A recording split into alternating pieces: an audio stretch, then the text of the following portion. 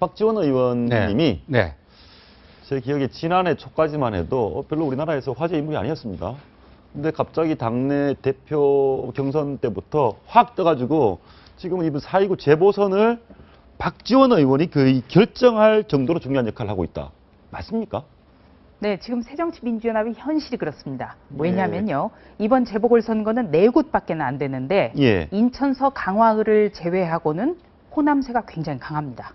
네, 그래서 야당의 전통적 강세 지역이 될 수 있었던 것 바로 이 호남 출신 분들이 뿌리를 내린 곳이고 서울 관악을 같은 경우에는 이 거주민의 한 40%가 호남 출신, 원적지까지 포함하면 한 50% 된다고 합니다. 그래서 제가 어제 이 자리에서도 이 서울 관악을이 바로 새정치민주연합의 내에서는 서울대 호남이라고 불리는 그 이유, 바로 그것이 이 출신과 무관치 않다, 이런 말씀을 어제도 드렸습니다만, 그래서 이 새정치민주연합의 지금 현재 주류인 이 친노, 문재인 대표와 이 친노계가 몸이 바짝 달아있는 거죠. 제발 좀 도와달라. 그러니까 제발 좀 도와달라는 말씀은 한쪽은 새정치민주연합 후보일 테고 한쪽은 정동영 후보일 테고.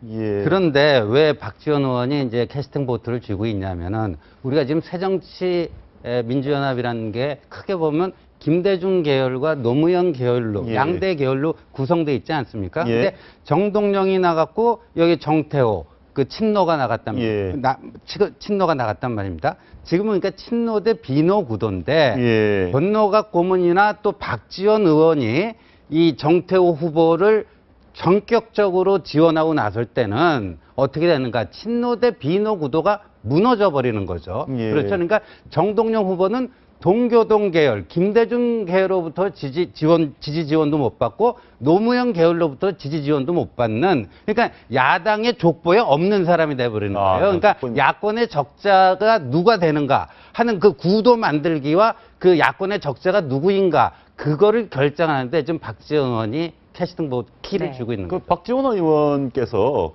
지금도 호남 DJ 김대중 대통령의 적통을 이은 그런 상징성이 있습니까? 상징성이 있습니다. 왜냐면요, 이 박지원 의원의 경우에는 끝까지 어떤 김대중 전 대통령이 운명할 때까지 대통령 비서실장을 맡았습니다. 그리고 지금도 이 일주일에 한 번씩 동교동 사저를 가서 이 비서들과도 훈화 얘기를 계속합니다. 훈화 말씀이 있습니다. 네, 그러니까 지금도 DJ는 같지만 지금도 동교동의 어떤 그 비서실장 역할을 계속하고 있는 거죠. 최근에도 이희호 여사와 함께 그 사이판 여행도 다녀왔습니다. 아, 그러셨군요. 그렇습니다. 그러니까 DJ가 지금 어떤 유고 상태고, 또 어떤 지금 새정치민주연합이 친노계가 많지만 그 대통령 비서실장 역할은 그대로 하고 있는 겁니다. 그 부지런함은 따라갈 수가 없죠. 물론 박지원 의원도 단점은 참 많습니다만 이 부지런함, 집요함, 이거 하나는 지금 새정치민주연합 내에서 아마 따라갈 사람이 없을 것 같습니다. 그리고 또 이 관악을 같은 경우에는요, 좀 희한한 게 이번에 친노계 정태호 후보가 경선에서 당선이 됐습니다만 상대가 DJ계의 김희철 전 의원이었습니다. 김희철 전 의원은 그 DJ의 장남인 김홍일 전 의원의 보좌관 출신입니다. 연청 출신입니다. 이 연청을 해야 DJ계로 그 어떻게 보면은 분류가 되는데요. 그러니까 당내 경선에서 이 가장 쉽게 구도를 얘기하면 DJ 계열이 노무현 계열에 밀린 거네요. 그거는 당연하게 밀립니다. 왜냐하면 경선은 무조건 조직인데요. 지금 어느 때보다도 새정치민주연합은 이름이 새정치민주연합이지만 진짜 친노 정당이거든요. 그렇기 때문에 경선 나가면 무조건 친노가 이기게 돼 있습니다. 문제는 표 차인데요. 이 김희철 전 의원이 불과 3표 차이로 탈락했습니다. 그렇기 때문에 이 경선 과정에 그 치열했던 상처도 워낙에 강하고 이거에 대한 반감도 굉장히 강하죠. 3표 차라고 하는 거는 진 사람이 승복하기 참 어려운 구조. 그렇게 얘기하면 이 본선에서 새정치민주연합의 후보를 적극 지원하기가 굉장히 어렵고요. 또 이 김희철 의원이 박지원 의원과 어떤 DJ 그리고 김홍일 전 의원 이런 것을 고리로 해서 굉장히 친분이 두텁기 때문에 박지원 의원이 그렇게 쉽게 움직이기가 참 어려운 구조입니다. 예, 이렇게 생각하시면 될 것 같습니다. 그때 박근혜 한나라당 대표가 커터칼 테러를 당한 게 2006년 지방선거였죠. 그때 그 바람이 불었습니다. 박근혜 바람이 불어갖고 오세훈 당시 서울시장 후보도 강금실 후보를 굉장히 예상보다 쉽게 이겼죠. 네. 큰 표차로 이겼어요. 근데 서울의 25개 구청장 선거를 했는데 유일하게 하나 못 먹은 데가 어디냐? 관악구를 한나라당이 못 먹었는데 당시 관악구청장 당선자가 김희철 의원이고요. 김희철 의원, 그러니까 김희철 전 구청장이 지역 기반이 탄탄하네요. 아주 탄탄합니다. 아주 탄탄합니다. 근데 여기가 이해찬 의원이 5선을 했잖아요. 이해찬 의원이 88년부터 내리 5선을 할 수 있었던 가장 그게 말이죠. 이해찬 의원이 충청 출신 아닙니까? 지금도 세종시 가서 그 국회의원 하고 있지 않습니까? 근데 호남 정당의 충청 출신이니까 기본으로 먹고 들어가는 게 엄청난 거예요. 그래갖고 그냥 내리 5선을 했는데 지금은 그러니까 왜 이해찬 의원이 5선이나 했는데 이해찬 의원을 찾지 않고 왜 박지원 의원을 찾을까? 그게 바로요. 호남의 대표성을 이해찬 의원은 안 갖고 있고 이해찬 의원은 굳이 얘기하면 친노 아닙니까? 근데 그 김희철 의원과 정태호 후보 간의 이 세표차라고 그랬는데 0.6%예요. 근데 반반씩 했을 거예요. 아마 당원 투표랑 일반 주민 여론조사랑 했는데 이 당원 투표에서는 김희철 의원이 조금 이겼는데 일반 주민 여론조사에서 약간 져갖고 뒤집힌 거거든요. 그러니까 이건 사실 여론조사라는 걸 따져보면 오차 범위 내에 있는 거예요. 그러니까 참으로 승복하기 힘든 거죠. 그 얘기 하나 정리해보고 넘어가겠습니다. 예를 들어서 박지원 의원이 이 사람 도와주세요. 정태호든 아니면 정동영 후보든 양쪽에 한 사람 손을 들어주면 그 사람이 당선됩니까? 일단 박지원 의원의 아까 영향력, 이 DJ의 어떤 적자라는 영향력이 굉장히 높습니다. 그리고 지금 호남이 많은 곳, 그리고 호남에서 왜 새정치민주연합의 그 지지도가 높지 않느냐? 바로 이 친노의 그 패권주의에 대한 반감 때문이거든요. 그렇군요. 그렇기 때문에 박지원 의원이 어느 쪽을 손을 들어주면 상당히 유리하겠죠. 유리하다. 그런 점에서 문제는 이 박지원 의원이 그 어떤 쉽게 움직일 것 같지 않다는 데 있습니다. 그런데 제가 엄정 중립을 표방하면서 움직이지 않겠죠. 그런데 사실 저희가 보니까 물론 이제 박지원 의원께서 당시 당대표 경선 때문에 문재인 당시 대표와 다퉜지만 정동영 전 의원과 박지원 의원 얘기가 좀 비슷합니다. 결이 한번 들어보겠습니다. 두 분 얘기를 한번 들어보시죠. 정동영의 승리는 박근혜 정권에 대한 진정한 심판이 될 것입니다. 왜 진정한 심판이냐? 지금 우리는 야당다운 야당이 없기 때문입니다. 그런데 지금 우리 당은 왜 이렇습니까? 계파 독점 때문입니다. 전당대회가 아니라 분당대회라고 합니다. 당 갈라지는 소리가 전국에서 쩍쩍 들리고 있습니다. 여러분, 누가 당을 통합할 수 있겠습니까?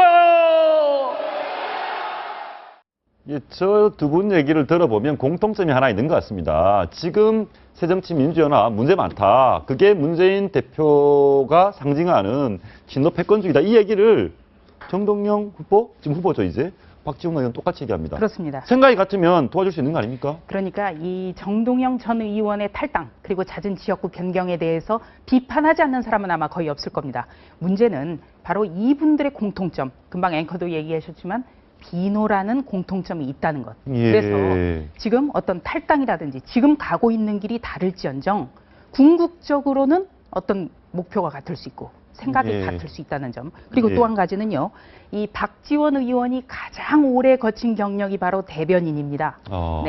이 DJ의 그 평민당 시절부터 같이 했었죠. 그래서 DJ의 오랜 입, 정말 운명할 때까지 입을 맡았는데 청와대 대변인, 그리고 새정치국민회의 대변인, 그리고 DJ 당선자 대변인을 했습니다. 대통령 당선자 대변인.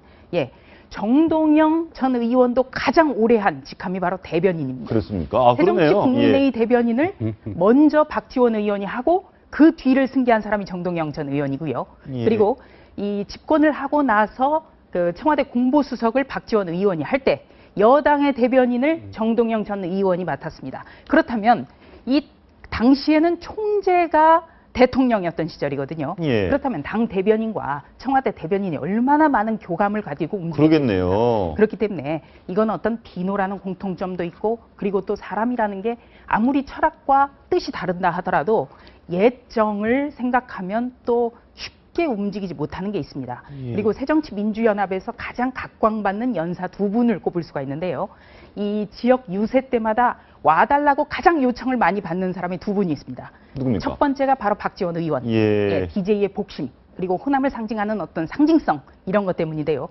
거기에는 또 굉장히 달변이고 얼굴이 많이 알려져 있어야겠습니다. 그래서 지원을 갔을 때 정말 힘을 얻을 수 있어야겠죠. 그렇기 때문에 1순위가 박지원 의원이고요. 2순위 누굽니까? 2순위가 바로 박영선 의원입니다. 왜요? 예, 박영선 의원 같은 경우도 MBC 첫 여성 단독 앵커 아니겠습니까? 그러네요. 얼굴도 알려져 있고, 그리고 그만한 어떤 정의감과 또 뭐 실력을 갖춘 의원도 적다는 평가도 있습니다. 예. 네. 그런데 바로 박영선 의원만 하더라도 누가 정기 입문을 시켰습니까?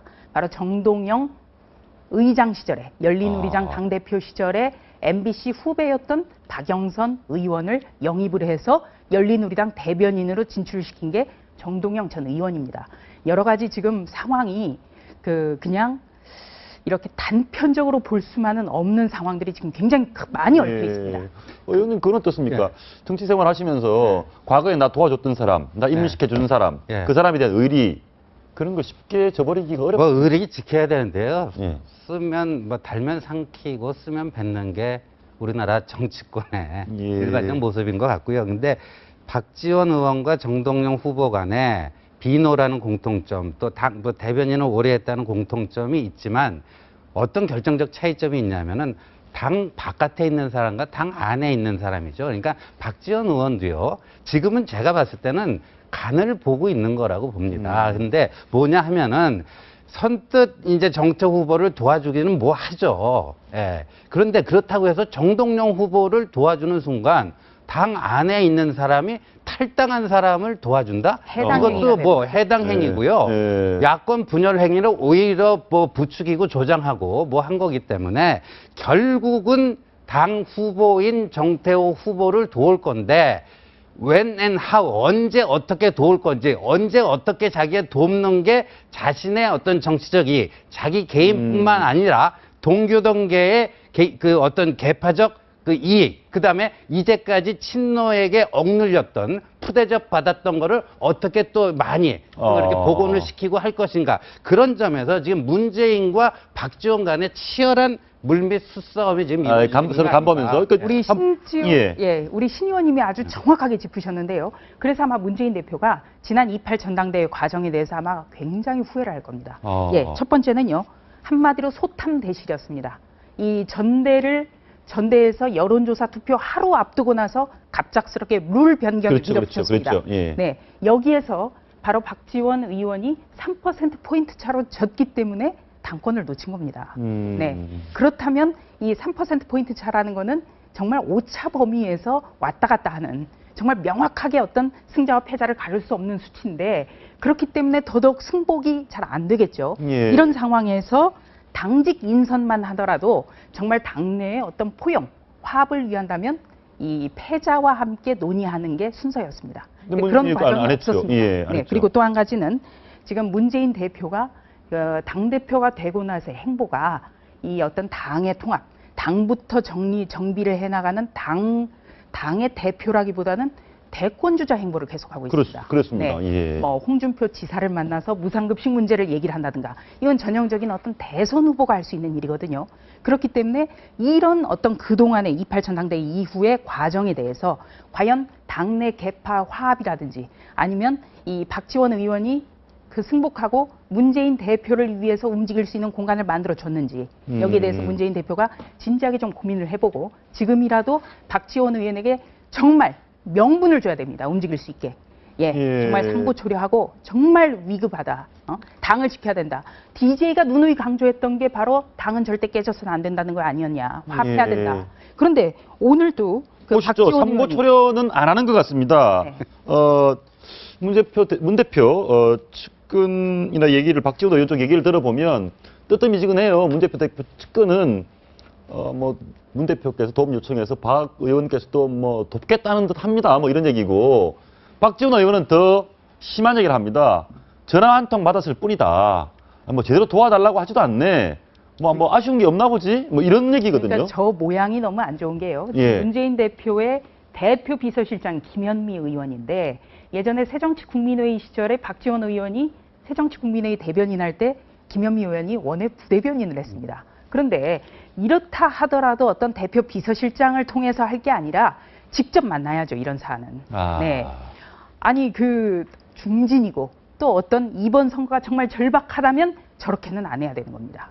그렇기 때문에 그러면... 박지원 의원도 아니 전화 한 통화 받았는데 이게 어떻게 나에게 움직여달라는 거냐. 이거는 그냥 이거는 뭐 박지원 의원의 제가 속마음은 모르겠습니다만 예, 그냥 써먹고 땡 아니냐 이런 생각도 할 수가 있습니다. 방송 용어로 적절한지는 모르겠지만 아마 속내는 그런 의심도 있을 겁니다. 그러니까 문재인 대표가요 직접 삼고 초려를 해서 예를 들어서 뭐 노무현 정부 때 대북 송금 특검 이런 것도 좀 문제가 있었다든가 사적인 데서 비공식적으로 무슨 대화를 못 나누겠습니까? 그다음에 지난번 전당대회 때 박지원 의원은 당권 대권 분리하면서 나눠 먹자 이걸 했잖아요. 근데 그게 아니고 당권, 대권 같이 할 수 있다. 혼자 먹겠다. 이렇게 하니까 지금 분란이 일어나는 거 아닙니까? 그래서 그런 그 동교동계의 이제까지의 섭섭함에 대해서도 좀 개인적인 유감을 표명하고 앞으로 내년 총선도 같이 협력해서 잘 좀 해보자. 그러니까 어느 정도 공천권에 대한 지분도 좀 보장을 해주고 아마 이런 것들이 있어야지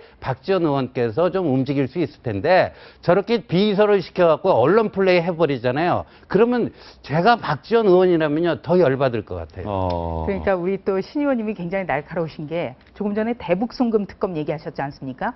바로 대북송금 특검 때 결정적으로 DJ계와 친노계가 갈라섭니다. 그 당시에 대북송금 특검을 용인했던 민정수석이 문재인 대표였고요.